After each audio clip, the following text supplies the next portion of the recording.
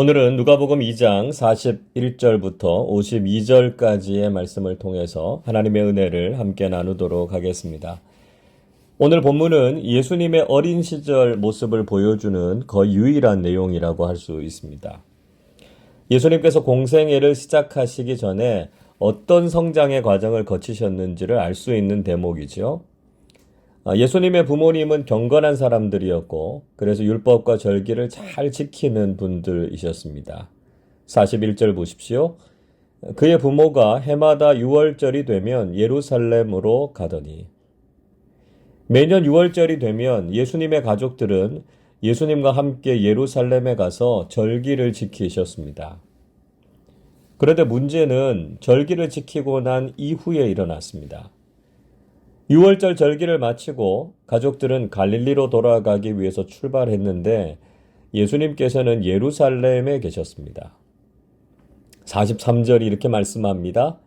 그 날들을 마치고 돌아갈 때에 아이 예수는 예루살렘에 머무셨더라. 그 부모는 이를 알지 못하고. 분명히 6월절 절기를 지키는 일은 다 마쳤는데 예수님께서는 왜 예루살렘에 머무셨을까요?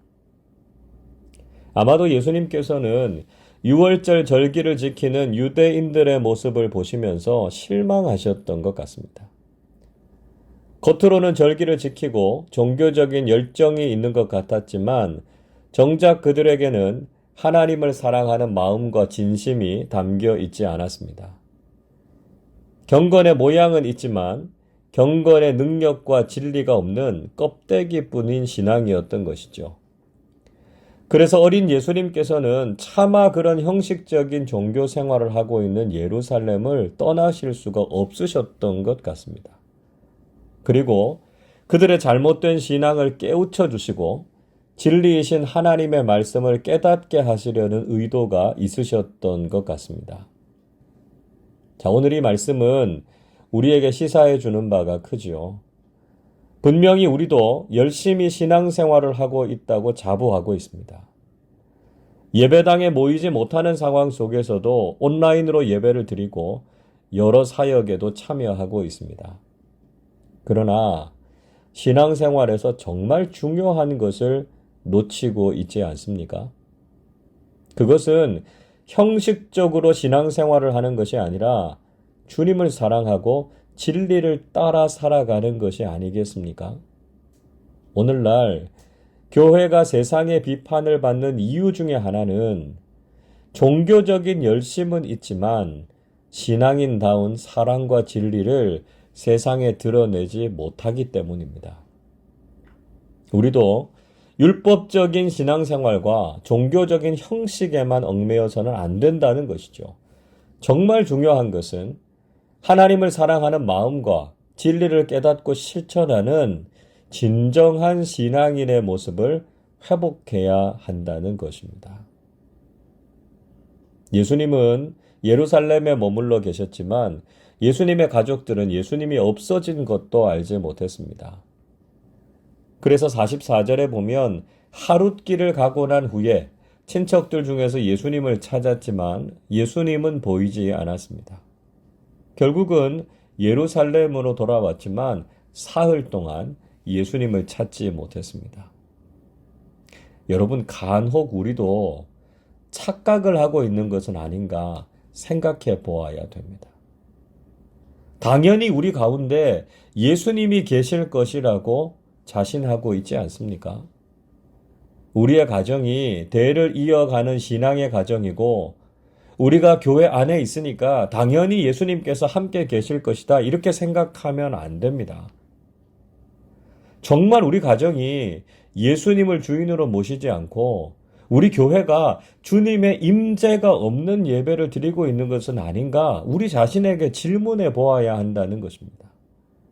예수님이 없는 신앙생활을 하면서도 우리는 그 사실조차도 모르고 있지 않습니까? 안타깝게도 화려하게 지어진 교회나 성당의 건물들을 자랑하고 있지만 인간적으로 대단한 것들로 채워진 곳에는 예수님께서 계시지 않는다는 것이죠. 우리가 혹시 주님 없이 신앙생활을 해왔던 것은 아닌지 우리 자신을 돌아보고 회개하실 수 있기를 바랍니다. 결국 예루살렘으로 돌아와서 3일 만에 성전에 계신 예수님을 만났습니다. 예수님께서는 예루살렘 성전에서 율법 선생들과 하나님의 말씀을 나누고 계셨습니다. 46절, 47절 이렇게 말씀합니다. 사흘 후에 성전에서 만난즉 그가 선생들 중에 앉으사 그들에게 듣기도 하시며 묻기도 하시니 듣는 자가 다 그의 지혜와 대답을 놀랍게 여기더라. 우리는 이 말씀을 통해서 예수님께서 예루살렘에 계셨던 이유를 발견하게 됩니다.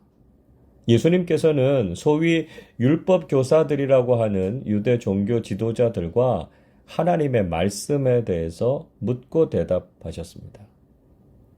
예루살렘 성전은 종교적인 의식과 절기를 행하는 곳이기는 했지만 하나님의 진리의 말씀이 없었습니다. 그래서 예수님께서는 그들에게 하나님의 말씀을 전하고 진리 위에 서는 신앙이 바른 신앙이라는 것을 깨닫게 해주신 것이죠. 진정한 신앙은 종교적인 모습과 외형을 갖추는 것이 아닙니다. 살아계신 하나님의 말씀과 진리가 선포되는 곳이 바로 교회죠. 우리 아름다운 교회가 하나님의 진리가 살아있고 말씀 중심적인 교회가 될 수 있도록 기도하실 수 있기를 바랍니다. 이런 사실을 알지 못했던 예수님의 부모님은 예수님의 행동에 대해서 이해하지 못했습니다. 그래서 왜 이렇게 했는지, 그리고 얼마나 걱정했는지에 대해서 염려와 근심을 털어놓았습니다. 그러나 예수님께서는 오히려 이렇게 대답하셨습니다. 49절 보시죠.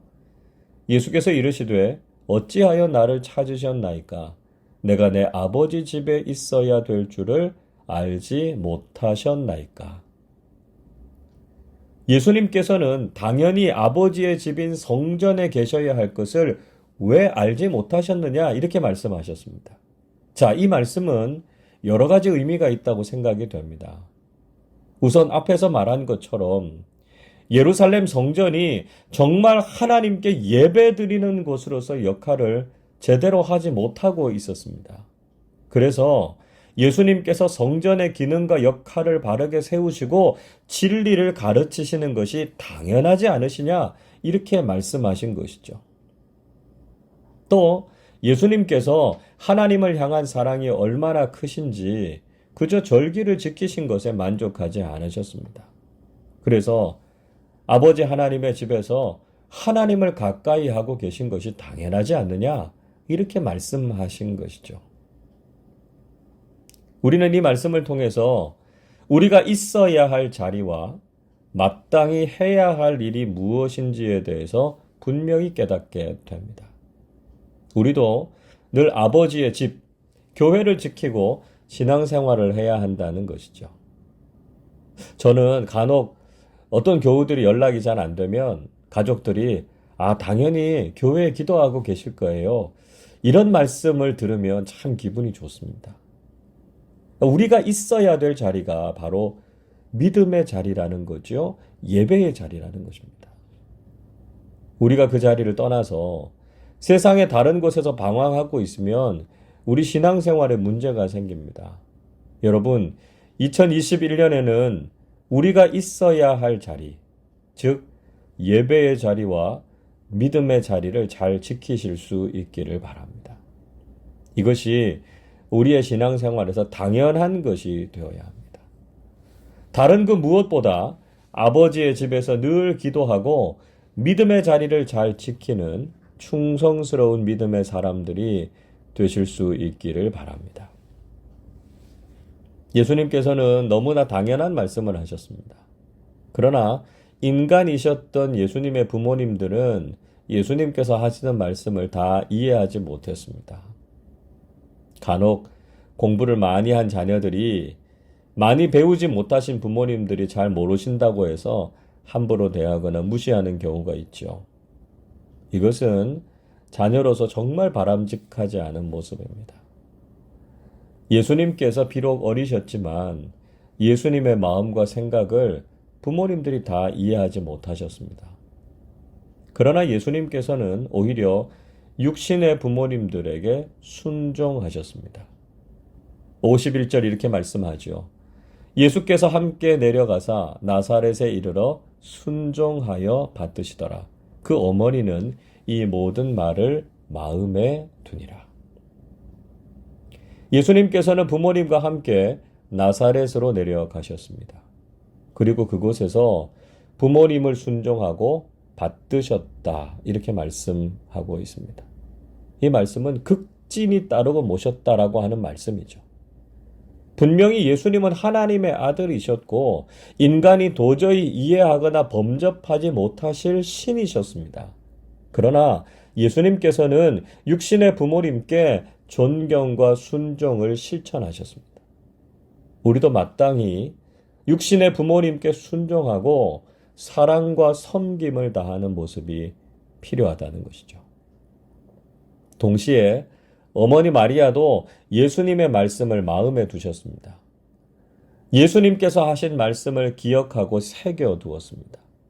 비록 육신적으로 자신의 어린 아들이었지만 하나님께서 보내신 메시아이시다라고 하는 것을 믿고 그분의 말씀에 순종하셨습니다. 이것이 바로 진정한 신앙의 모습이죠. 인간적인 생각과 한계를 넘어서 하나님께서 하시는 일을 보고 그것을 마음에 두는 사람을 통해서 하나님의 일은 이루어진다는 것이죠. 오늘 본문의 마지막은 예수님의 성장에 대해서 이렇게 결론적으로 정리해 주고 있습니다. 52절입니다. 예수는 지혜와 키가 자라가며 하나님과 사람에게 더욱 사랑스러워 가시더라.